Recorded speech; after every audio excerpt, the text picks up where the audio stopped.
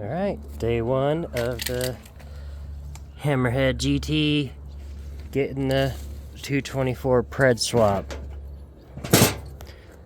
I have taken out the GY6.